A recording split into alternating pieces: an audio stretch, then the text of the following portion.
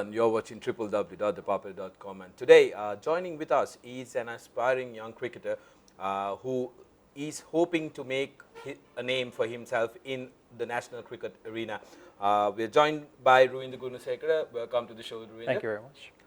Ruvindu, however, is not a stranger to international cricket. He's represented Canada in 16 ODIs. Ruvindu, tell us about that. How did you turn out for Canada? I initially got into the junior setup over there in 2005-06 when I went back from Sri Lanka. Got into the under-19s, played in the under-19 qualifier, and top scored for Canada and the tournament over there, and got into the national setup.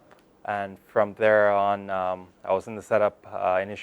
Initially made my debut in 2008 against Bermuda, and yeah, that's how I got into the setup. All right. Now, going into Canada, although you went to Canada at the age of 9 years, you mentioned before, and when you went to Canada, did you still have a passion for cricket? Was that something that you always had in you? Definitely, I'd say that I grew up around cricket, and cricket was my passion when I was a kid to now. So it didn't change from moving. The only difficulty was when I was a kid in 2001. At that time, it was difficult to watch cricket. You'd have to stay up late at night, long hours. So because of the time difference. Yeah, because of the time difference. So other than that, it wasn't much of a difficulty. And also, one other thing is that cricket isn't a mainstream sport in Canada, so it's tough to stay focused in that aspect. But it was fine. All right, and Ruvindu, traveling to Canada, was cricket the main motive? You playing cricket the main motive for your parents to migrate to Canada?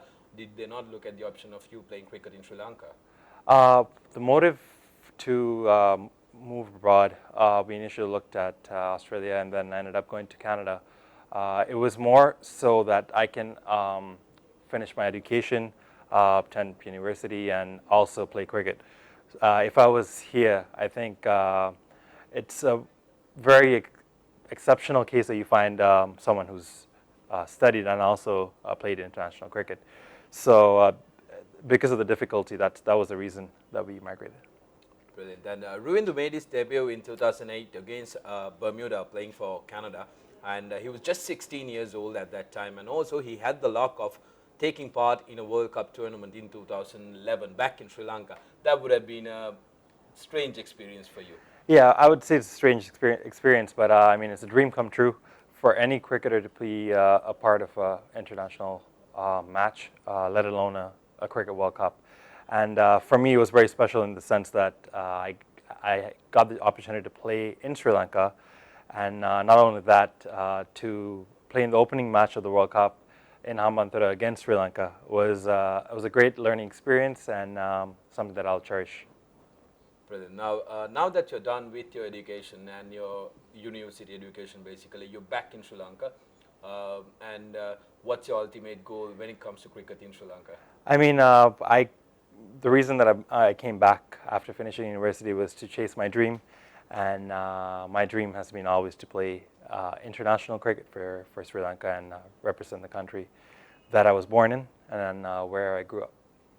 There you go. Ruvindu aspires to be the first Sri Lankan to have played for an associate team and to play for Sri Lankan national team as well. Ruvindu, coming from Canada to Sri Lanka, basically when you look at Canada and the Americas, to be honest, the cricketing conditions are pretty much alien to the rest of the world.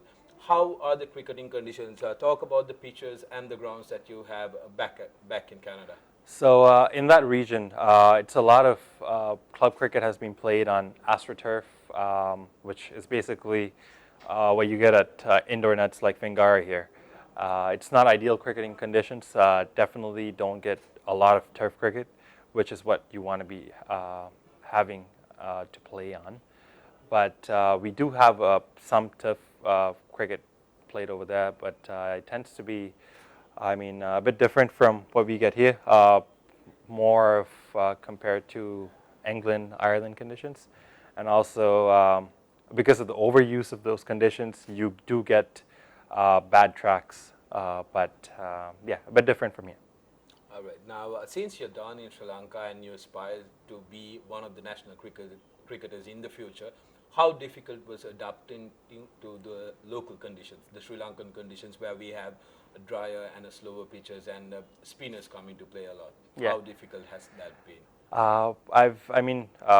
I've been here for 2 weeks now. Been working with that aspect of the game with the coaches, working on playing spin a lot, which is different from what we have over there.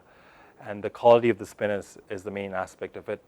I'm used to it in terms of played in 2010 and 2011 for Chilamerians and Baduraliya, and also in 2004. So I mean, I haven't played in these conditions for a while, but definitely will adapt to it and do my best.